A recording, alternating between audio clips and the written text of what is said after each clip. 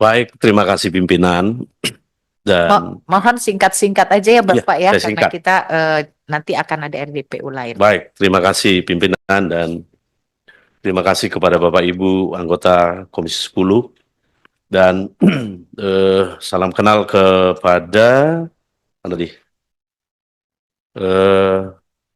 dari Universitas Balikpapan Pak Randy, Pak Isradi ya, dan Ibu Asmi.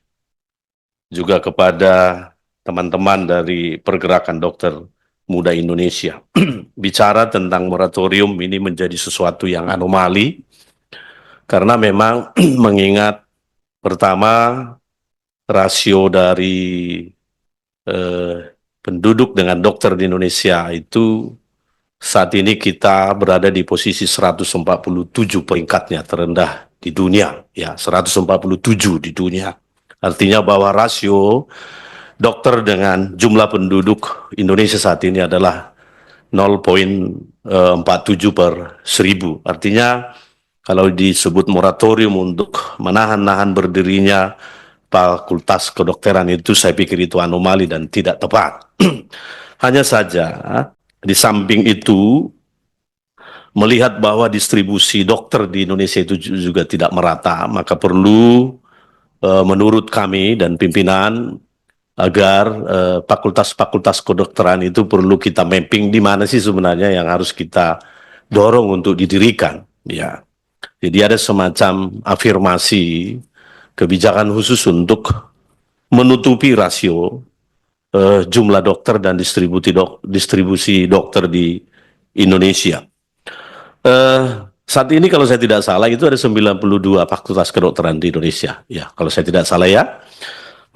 Maka berkait dengan usulan dari Universitas Balikpapan ini, di mana disampaikan sudah beberapa kali mengapply dokumen-dokumen yang diminta untuk bisa diberi izin untuk melaksanakan berdirinya Fakultas Kedokteran di Balikpapan.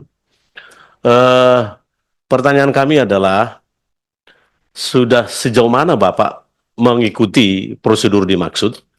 Dan ketika Bapak sudah mengikuti prosedur itu, apakah Bapak mendapatkan sikap atau tindakan mempersulit terhadap dokumen-dokumen ataupun kewajiban-kewajiban yang Bapak sampaikan? Karena ini bisa saja terjadi ada semacam like or dislike terhadap apa yang boleh Bapak sampaikan dalam mengajukan usulan untuk berdirinya Fakultas Kedokteran di Uniba ini.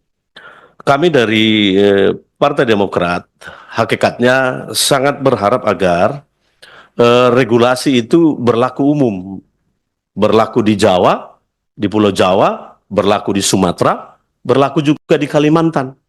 Jadi sehingga ada prinsip keadilan dalam seluruh pengajuan terhadap berdirinya Fakultas Kedokteran yang Bapak maksud. Kalau seandainya semua dokumen persyaratan sudah Bapak penuhi, saya pikir tidak ada lagi alasan untuk menghalang-halangi berdirinya Fakultas Kedokteran di Uniba. Sekali lagi kami sampaikan, Bapak ikuti prosedur itu dan kita pastikan, dan kami dari Partai Demokrat akan mendukung jikalau memang ada unsur-unsur like or dislike atau ada unsur-unsur regulasi yang dibelok-belokkan, kami akan mendukung Bapak untuk tetap mendapatkan izin ketika semua persyaratan yang dimaksud bisa dipenuhi dengan baik. Itu berkait dengan Universitas Balikpapan, ya Pak ya.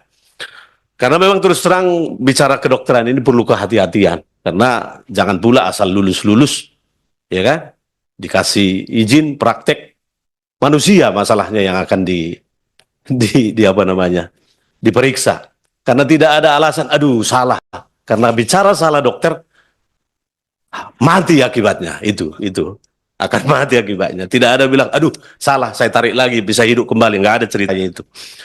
Oke, berkait kepada rekan-rekan perkumpulan itu apa tadi namanya, PDMI, Dokter Muda Indonesia, ya, ini Dokter Muda ini semangatnya luar biasa.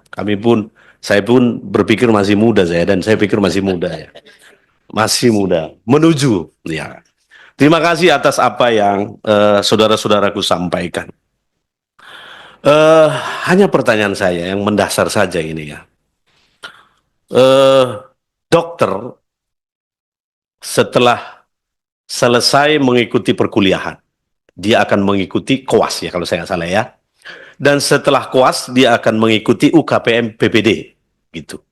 Tadi disampaikan saudara-saudaraku ini tidak dapat menerima atau tidak diberikan ijazah sertifikat profesi ketika sudah dinyatakan lulus kuliahkah atau lulus UKPM PPD. Itu satu pertanyaan. Oke. Dan setelah dinyatakan lulus dari UKPM PPD, apakah saudara-saudara itu sudah di yudisium?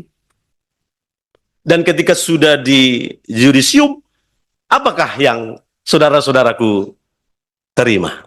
Gitu ya. Karena sepanjang yang saya alami, setelah kita mengikuti perkuliahan di yudisium, kita mendapatkan surat tanda kelulusan, beberapa lama kemudian kita mendapatkan ijazah. Entah dia menjadi guru, entah dia menjadi sarjana hukum, entah dia menjadi insinyur, atau entah dia menjadi sarjana-sarjana lain. Apakah perlakuan seperti ini berlaku kepada profesi dokter? Oke. Dan setelah UKPMBP, ya, katakanlah dinyatakan lulus sebagai dokter, ya kan, sudah dokter penuh. Setelah itu tahapannya, apakah nanti dilakukan oleh uji kompetensi lagi? Dan uji kompetensi ini dilaksanakan oleh fakultaskah atau ada kolegium lain atau katakanlah ada semacam lembaga lain gitu loh yang menyatakan dia memiliki atau dinyatakan lulus dan memiliki sertifikat kompetensi. Dan berapa lama itu? Ya, berapa lama itu jenjang waktunya sehingga kita bisa bicara. Kemudian tadi disampaikan ke kami juga ada semacam nota kesepahaman antara Dirjen Dikti dengan pengurus besar Ikatan Dokter Indonesia. Dan ini kan sudah lama ini. Apakah ini masih berlaku? Mungkin juga perlu dievaluasi dan regulasinya perlu juga diperbaiki karena ada satu poin di sana bahwa direktorat ini dan pengurus di nota kesepahaman ini, direktorat Dirjen Dikti dan pengurus besar Ikatan Dokter Indonesia, mereka itu akan menerbitkan sertifikat profesi dan sertifikat kompetensi. Ini kan sebenarnya tidak tepat juga menurut saya, karena yang mengeluarkan sertifikat profesi itu adalah fakultas atau universitas yang meloloskan yang bersangkutan. Kalaupun mungkin misalnya kompetensi ini oleh lembaga lain, boleh-boleh saja menurut saya. Jadi ini pun nanti menjadi bahan diskusi di pihak kami. Saya kira itu saja dari saya pimpinan, saya kembalikan. Terima kasih.